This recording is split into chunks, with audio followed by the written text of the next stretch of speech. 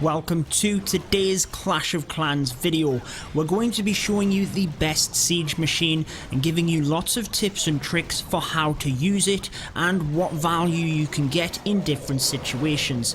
It is the Stone Slammer, and all of these attacks will be demonstrated at Town Hall 10, but it can be used across any of the Town Hall levels where you can access the siege machine.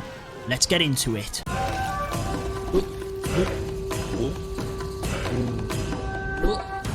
What is going on, guys? Judo Sloth here. The Stone Slammer is, in my opinion, the best siege machine in Clash of Clans. So we're going to give you lots of tips and tricks for how to use it. All of these attacks are by crunch time in their CWL matchup with King Jeffrey. If you're interested in joining them, all of the information you need is on the screen to apply via Discord. Maxed Town Hall 11 and 12 players if you want to compete at that highest level. So, getting into the first attack here, I believe this is the best way of using the Stone Slammer, but it does depend on the attack that you're using. So the first method here is using the Stone Slammer as part of your kill squad, and it can work very nice alongside a queen charge, or any kill squad to be honest, because basically it can break open the walls for your kill squad to get in. It can basically do the job of a wall wrecker if you don't need the wrecker to get too far through the base. So if you only need to get 1 or 2 layers deep in terms of the walls, the Stone Slammer can be better because it can take out some defenses along the way, can open up a wider area for your heroes to get in, and it can tank for that little while as well. So you need to set up the funnel first. We've done that at the top here very successfully, and in order for the queen to go into the base, we need to set up the funnel down the bottom here, which we are doing as a simple king swap. So now the queen is going to go straight into the base. Look at what the Stone Slammer did in terms of opening them walls. That is the power of it. It can really excel your attack, and the bottom left hand side of the base is crushed. The queen has access right the way through to them different defenses, but again, even if it wasn't a queen charge, this could be any kill squad, you would still be able to successfully do that because of the amount of walls that the Stone Slammer was able to take out, not to mention the defenses that it opened up as part of that.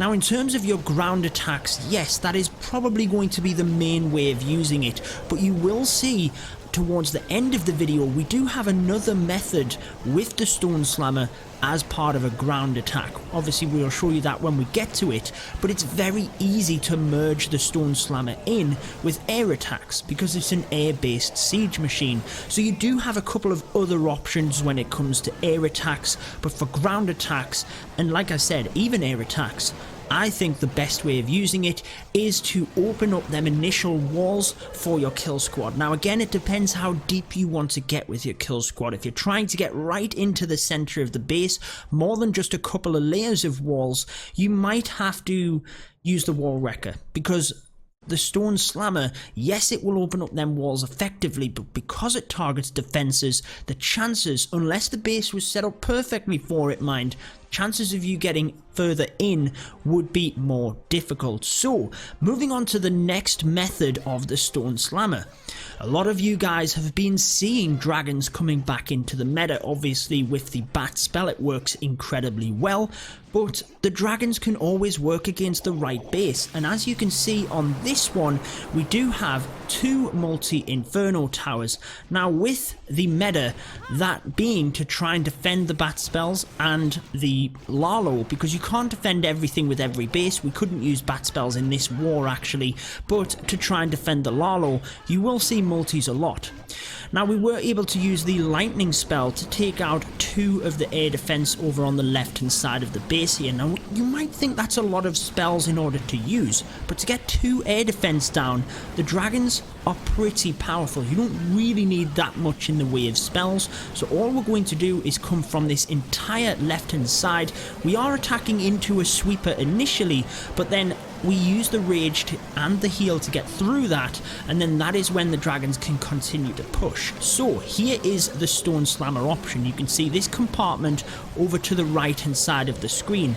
That is where the Stone Slammer comes in. So as the dragons are doing their own thing on the left hand side, the Stone Slammer can come in with some balloons and basically take out this corner, tank for the other two air defenses, and keep the dragons protected from it. So you don't always have to be so surgical with the Stone Slammer either. On this one, we actually targeted that section of the base so the dragons could continue through the other side of the base. It's very easy just to merge in with the dragons as you're bringing them through, and you will probably have a couple of loons just mixed in there anyway.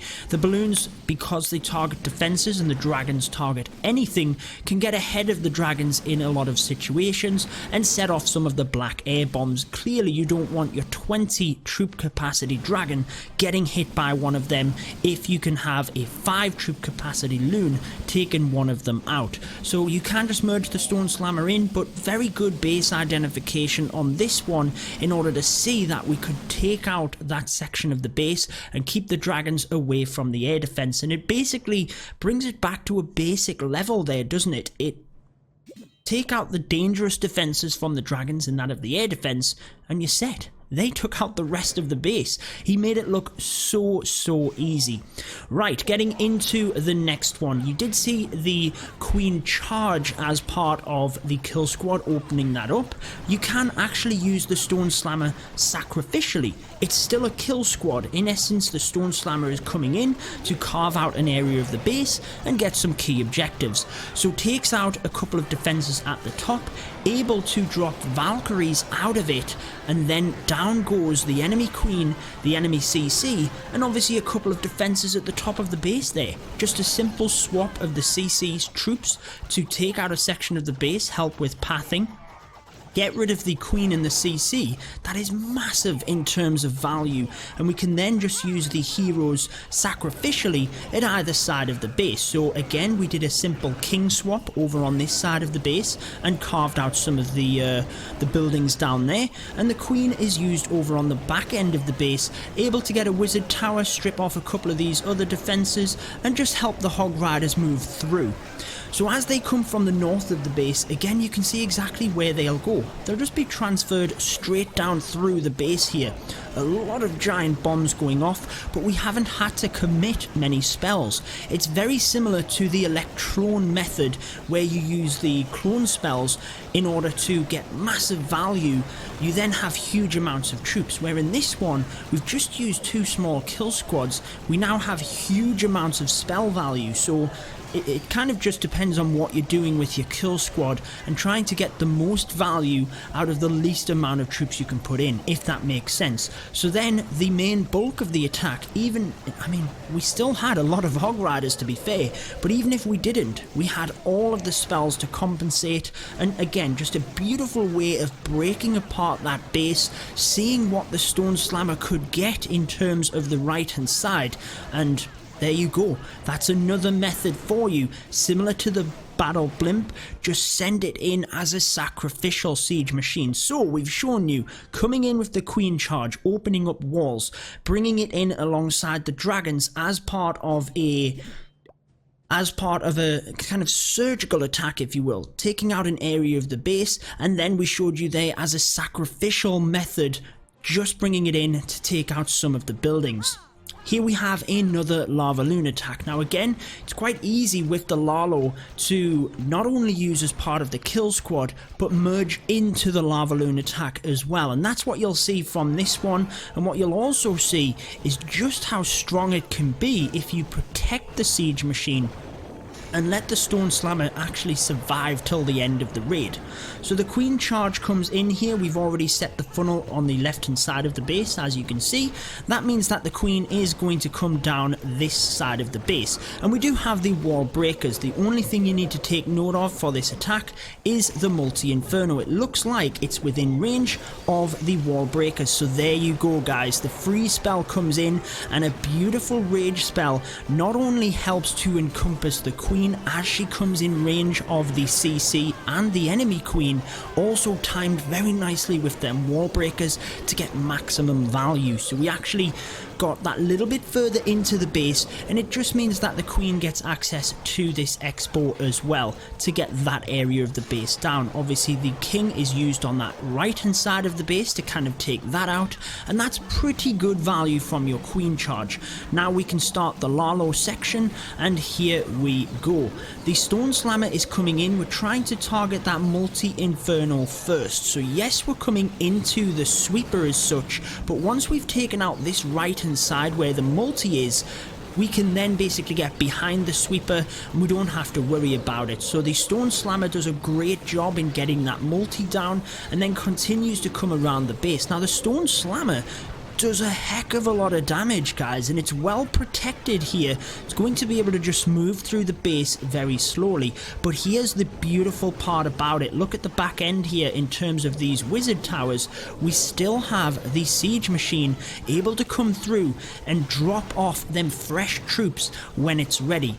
So as it comes through, still, I mean, the wizard tower is not going to do anything to the stone slammer. Yes, it does a lot of damage to the loons, but it's not going to do anything to the stone slammer. But even if, I mean, we just let it do its thing here, but even if we then pressed for the loons to come out, we would have been able to crush them wizard towers because we had some fresh loons. However, it's quite nice. Drops out the loons, helps with cleanup. That will definitely do me. Fantastic attack by Muffin, swagging the haste spell in the end as well. And we have just one more to show you to wrap up this video, and it is against base 29. Now again, I did say that we had another method of kind of using the siege machine, but not as part of the kill squad for them ground attacks, and here it is. It's actually very similar to when you might have seen the wall wrecker used on the back end of the base just to kind of tank and then bring in some troops. In essence, that's what it does. So you've seen how to merge it in with attacks. We're doing that again now. You've seen how to use it sacrificially as part of a kill squad and to enable your kill squad to get in. But like I said, in my opinion, I think using it as part of the kill squad to actually open up the walls, as long as you only need to get a couple of layers in, which most of the time with your kill squad, that's all you aim to do, then it works incredibly well. Again, the queen able to come around this area of the base, trying to get this one section open because we basically need that to get access to the enemy queen.